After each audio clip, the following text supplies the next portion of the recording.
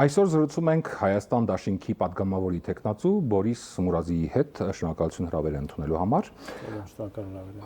Տարիներ շարունակ դուք եք հարցեր ուղղել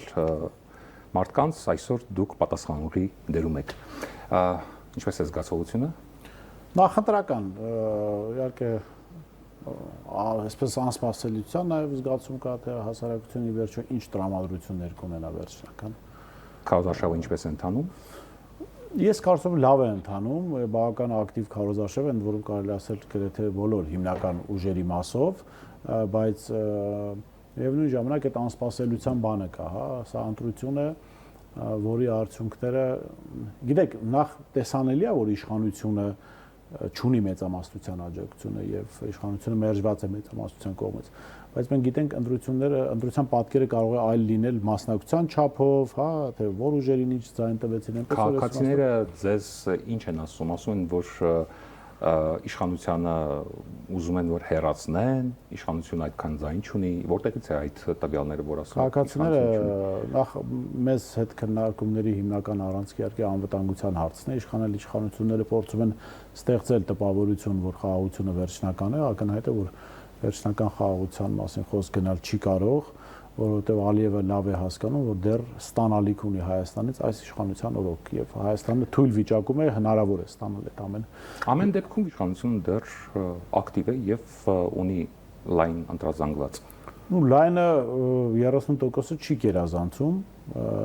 15-ից կարող է լավագույն դեպքում հասնել 30-ի, բայց այստեղ հարց կա ինչ մասնակցության դեպքում, որովհետև եթե իշխանությունը դիցուկ ունի 25% աջակցություն, հա, բայց ընտրություններին մասնակցի ընտրողների 50%-ը դա ուրիշ պատկեր է լինելու, եթե մասնակցի 60-70%-ը դա ուրիշ պատկեր է լինելու, այդ իմաստով ակնհայտ է հասարակության մեծ մասը մերժում է իշխանություններին եւ այդ թիվը, գիտեք, որ մերժում են իրանց եւ դա բացարձակ մեծամասնություն երևաց նաեւ Երևանի ավականու ընտրությունների ժամանակ քաղաքացիական պայմանագիրը անգամ Նիկոլ Փաշինյանի քարոզչական գործընթացին մասնակցելուց հետո հավաքեց կարծեմ 33% մի փոքր ավել կամ պակաս, այսինքն հասարակության 67% ու ավել մասը դեռ 23-ից դեռ Արցախը դեռ չհանձնված չէր, վերջնականապես հայաթափված չէր, մերժում է այս մարդկանց։ Ամեն դեպքում հասարակության միսթվար զանգված դեռ չի կողմնորոշվել ում է ընտրելու եւ նաեւ պետք է սա հաշվի առնել։ Դե հենց դրա համար եմ ասում, որ անսպասելիության էֆեկտը կա, այստեղ քաղաքական ուժերը պետք է աշխատեն, մենք այդ իմաստով աշխատում ենք։ Հասարակությանը մի բան ակնհայտ է, հասարակությունը ոչ միայն ուզում է հեռացնել այս իշխանություններին, այլ նաև ուզում է պատժել նրանց։ Խոսքը օրինական պատժի մասին է, դատական պրոցեսով պատժի մասին է, որովհետև այն ինչ տեղի է ունեցել Հայաստանի Հանրապետության հետ, Արցախի հետ, այն ինչ տեղի ունեցել հայ ժողովրդի հետ, չի կարող անպատիժ մնալ եւ դա հիմնական խոստումներից մեկն է, որ նաեւ մենք տալիս ենք։ Շատ լավ, խոսենք այդ մասին, անդրադառնանք նախորդի քարոզարշավի ընթացքում հնչեցրած մի քանի հայտարարության, նախորդին Ռոբերտ Քոչարյանը Մալաթիայում խոստացել է չեղարկել հիմար տուգանքները, իր ձևակերպամբ հիմար տուգանքները եւ վարորդական պարտքերը։ Այս իշխանությունների օրոք տուգանքները, հարկերի բարձրացումը, турքերի բարձրացումը ուղղակի դարձել է գործիք ժողովրդին թալանելու կամ ժողովրդական խոսքով ասած կլպելու, նույնը օրինակ այդ կարմիր գծերի մասով, երբ որ վճարները 13 անգամ բարձրացվեցին, որևէ հիմնավորում չկա, իրական օբյեկտիվ հիմնավորում, ասեցին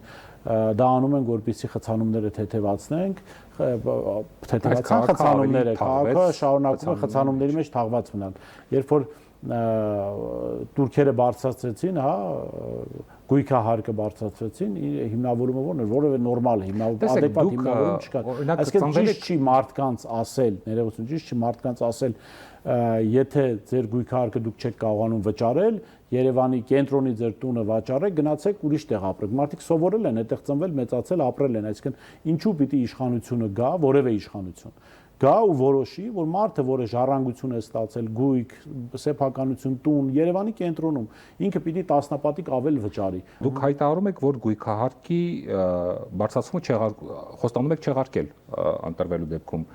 Դուք ինքներդ ծնվել եք դիտակ գյուղում եւ գիտեք ինչպես է ձևավորվում համայնքի բյուջեն։ Ինչպես է գյուղացիական տնտեսության զարգացումը կայանալու, եթե համայնքային բյուջեն չլծվի։ Տեսեք, կրճատելու եք ուսուցիչների աշխատավարձը կամ բանակի ծախսերն է կրճատում։ Ինչի հաշվին է բյուջեն համալրվելու։ Տեսեք, հարկերի բարձրացումը ոչ միշտ է երաշխավորում բյուջեի ավելացում, որովհետև մարդիկ ուղղակի զզվելու են գնան այս երկրից, համայնքից, բնակավայրից, այն բնակավայրի անունը որ տվեցիք, որտեղից ծնվել, մեծացել եւ ապրում եմ, մեր գյուղի վարելահողերի մեծ մասը անմշակ է։ Այդ վարելահողերը մշակվեն, պետությունը այնպիսի քաղաքականություն վարի, որ գյուղատնտեսությամբ զբաղվել է եկամտաբեր լինի,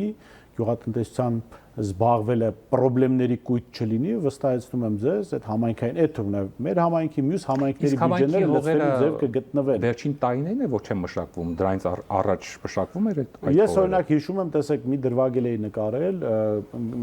գլխավոր ջրատար է մեր գյուղով անցնում, եւ այդ ջրատարը վերջին անգամ վերանորոգվել է Ռոբերտ Քոչարյանի իշխանության ժամանակ, հիմա շատ անմխիթար վիճակում է եւ դրա պատճառով նաեւ հողերը չեն մշակվում, որտեղ հնարավոր չի ջուր հասցնել այդ հողեր եւ հողերի մեծ մասը սկսել է չմշակվել։ Այո, նաեւ պետական քաղաքականության հետևանք է դա եւ խոսքը 15-20 տարվա մասին է, որ մարդիկ դադարել են մշակել հողեր, որը մշակում էին մինչ այդ։ Սա, գիտեք, դուք կարող եք անընդհատ հարկերը բարձրացնել, այսինքն վարել քաղաքականություն, որ մարդիկ հողեր չմշակեն, հետո գույքահարկը բարձրացնեք, որ այդ բյուջեն մի տեղով լցնեք, բայց այդ մարդիկի վերջո թողելու են գնան համայնքներից։ Մարդիկի վերջո դժվար են ապրում Հայաստանում գլոբալ պետությունը որ վերցնենք, այդ հարկերի, турքերի, չգիտեմ, կարմիր գծերի բարձրացմամբ դուք դժվարացնում եք մարդկանց կյանքը։ Այդքան բան ուրիշ եւ մյուս կողմից ինչ եք անում։ Տեսեք, դուք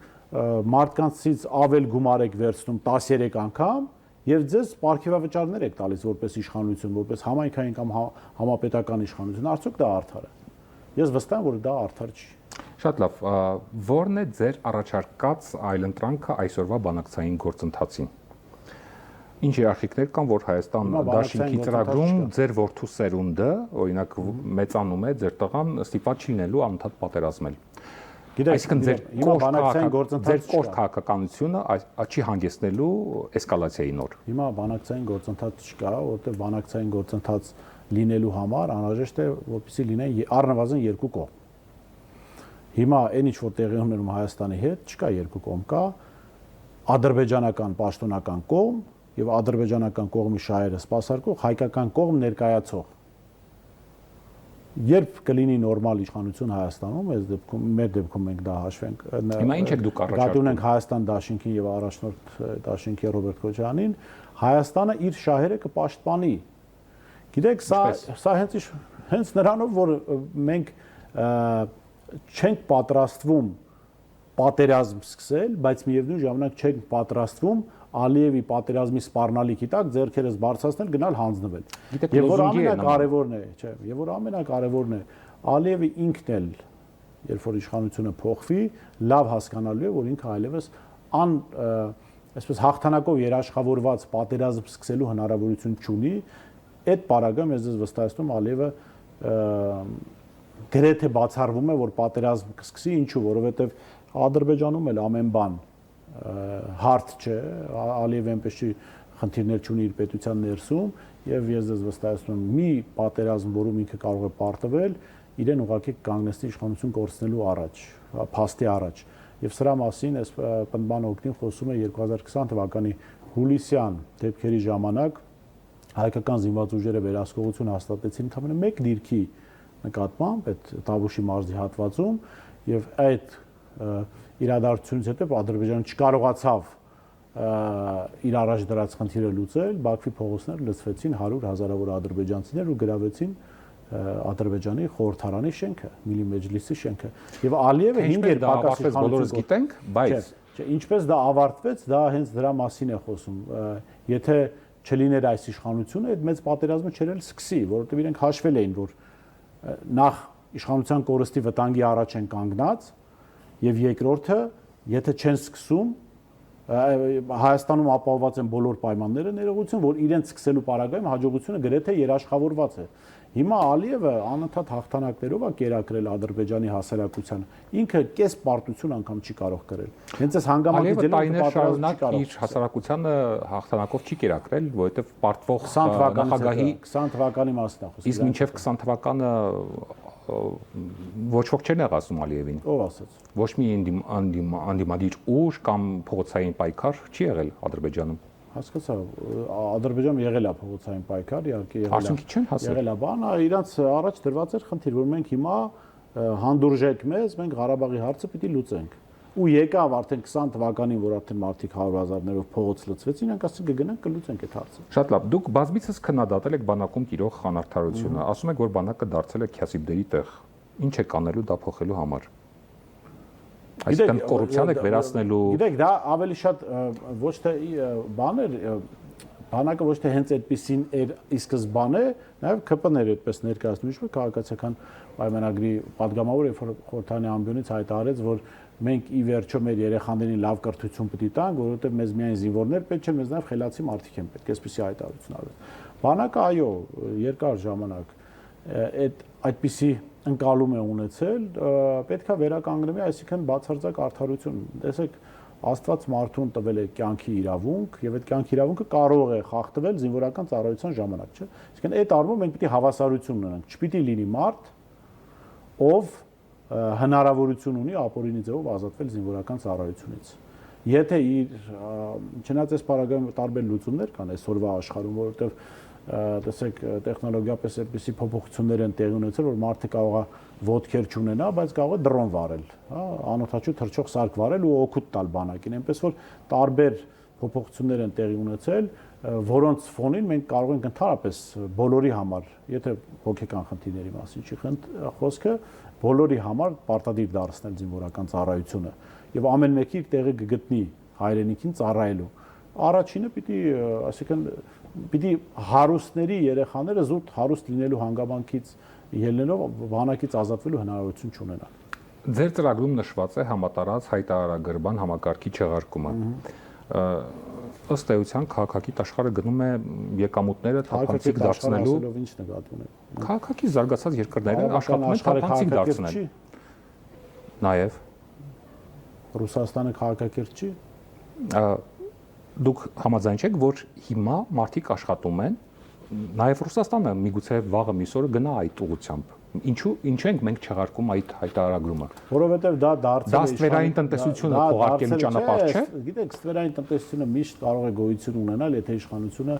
ունի քաղաքական կամք։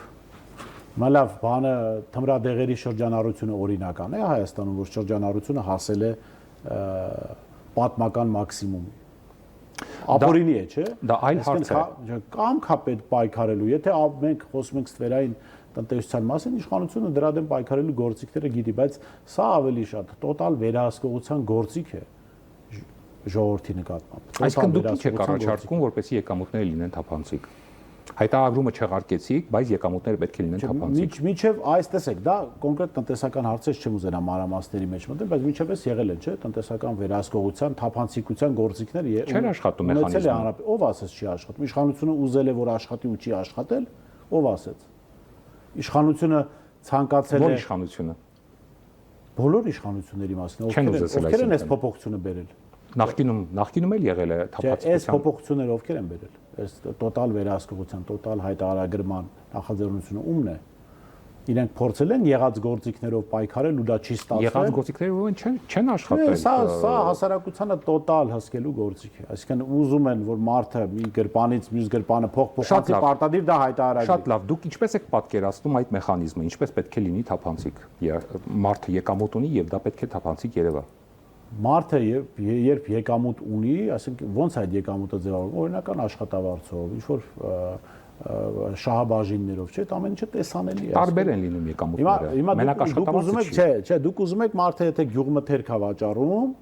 գա հայտարարագիր լրացնի։ Ես չեմ ուզում, ճանապարհն եմ ասում, դուք ասացեք ճանապարհը որն է։ Լուծման ճանապարհը որն է։ Լուծման ճանապարհը, տեսեք, հաստատ տոտալ վերահսկողությունը չի։ Հաստատ տոտալ վերահսկողությունը չի, որովհետեւ մենք տեսնում ենք, թե դա ինչ նպատակի է ծառայում։ Եղած գործիքները պետքա ուսումնասիրել, որը կարելի է լավացնել, որը կարելի է փոխել, որից կարելի է հրաժարվել եւ ստանալ այդ ամեն ինչը։ Ի վերջո, գիտեք, մարդկանց պետք է մի փոքր շնչելու տեղ տալ։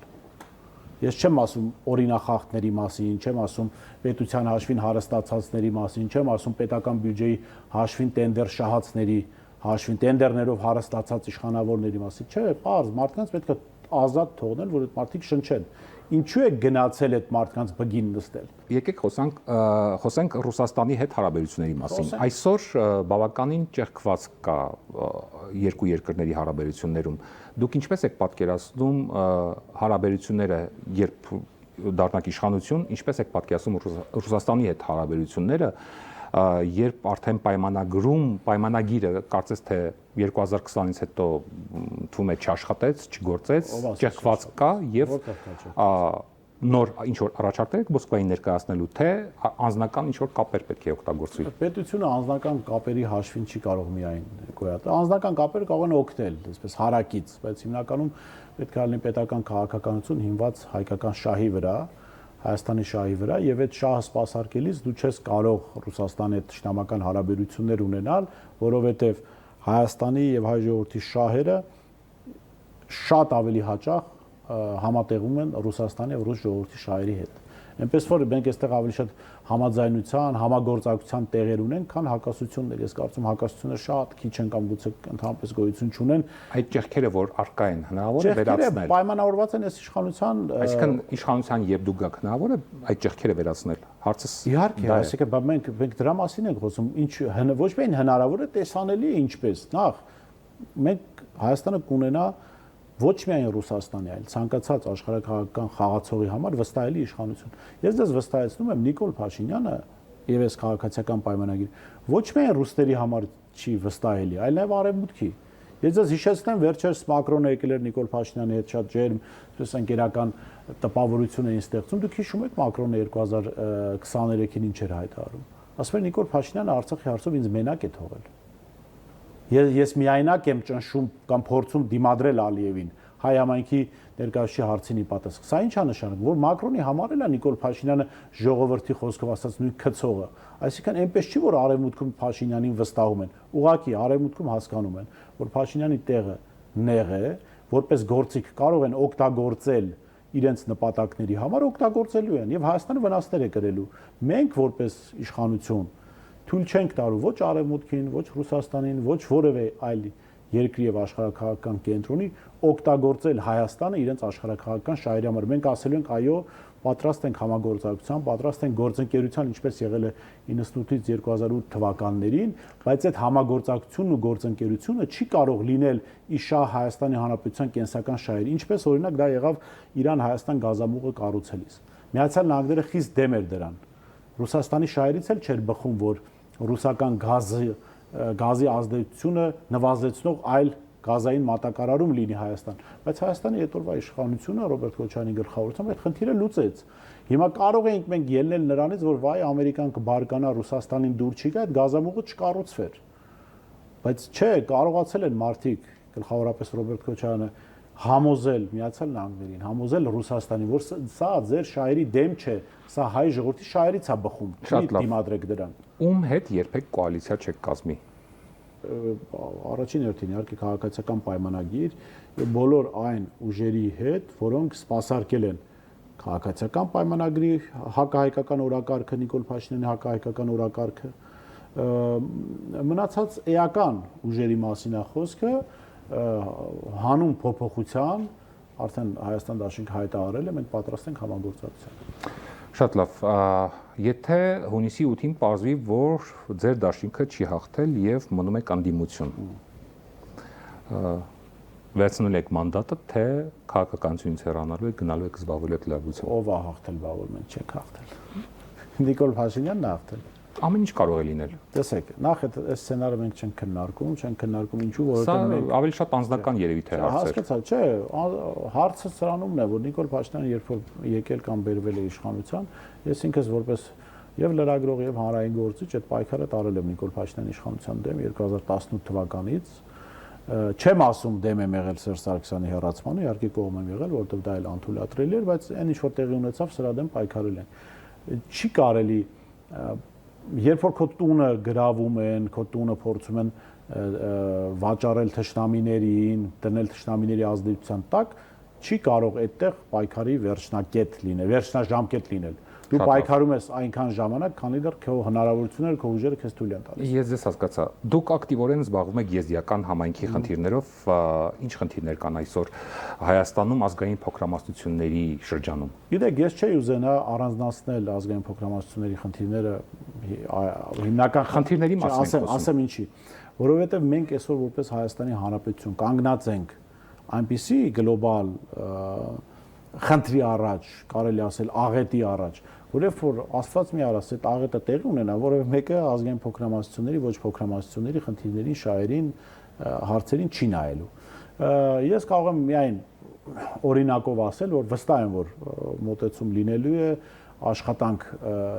լինելու է, որովհետև նույն օրինակ եզդիական համայնքին առնչվող, թեպետ ես ցուցակում չեմ ներգրավված որպես եզդիական համայնքի ներկայացուցիչ, ես քաղաքական ցուցակում եմ ներգրավված, Ռոբերտ Քոչարյանի իշխանության տարիներին եւ Հայաստանը միակ երկիրն է եղել, որտեղ եզդերեն լեզուն ճանաչվել է առանձին լեզու եւ տպագրվել են պետության հաշվին, տպագրվել են դասագրքեր եւ եզդի երեխաները սկսել են մոտ 40 դպրոցում սովորել իրենց մայրենի լեզուն։ Շատ լավ։ Վերջում ինչ կասեք այն քաղաքացիներին, ովքեր դեռ չեն կողմնորոշվել եւ ինչու ընտրեն Հայաստան դաշինքը։ Ես մեր հայրենակիցներին մի կոչ ունեմ դիմելու, որ քաղաքականությամբ մենք ամեն պարագայում զբաղվում ենք։ Մարդը քաղաքական կենդանի է, չի կարող մարդը քաղաքականությամբ չզբաղվել, որովհետեւ եթե դու քաղաքականությամբ չես զբաղվում, քեզանով են զբաղվում, քո մասին որոշումներ են կայացնում, վերջում մենք գնում ենք, զոհվում ենք, հանուն ոչնչի, վերջում մեր տունը մեզանից խլում են, որովհետեւ պարզվում է կադաստրի թուղթ չկա, վերջում պարզվում է, որ մենք հայտնվելու ենք Ադրբեջանի հսկողության եւ իշխանության ներքո ու շատ այլ դժվար բաներ են պարզվելու։ Գնացեք ընտրատեղամասեր, գնացեք առաջին հերթին Նիկոլ Փաշինյանին չընտրելու համոզմունքով, որովհետեւ Փաշինյանը այս կեղծ խաղաղությամբ Հայաստանը դնում է Ալիևի իշխանության տակ։ Սա անթույլատրելի սցենար է։ Այո, ես առաջարկում եմ որպես արդեն Հայաստան դաշինքի ներկայացուցիչ ընտրել Հայաստան դաշինքին, բայց եթե չեք ուզում Հայաստան դաշինքին, գնացեք ու ընտրեք այլ ուժի, գնացեք ու ընտրեք ոչ Նիկոլ Փաշինյանին, որովհետև Փաշինյանի վերարտադրության պարագայում շատ դժվար օրեր են սպասվում։ Շնորհակալություն, հաջողություն եմ մաղթում ընտրություններում։ Մենք զրուցում ենք Հայաստան դաշինքի պատգամավորի տեխնացու Բորիս Մուրազիի հետ։ Ցտեսություն։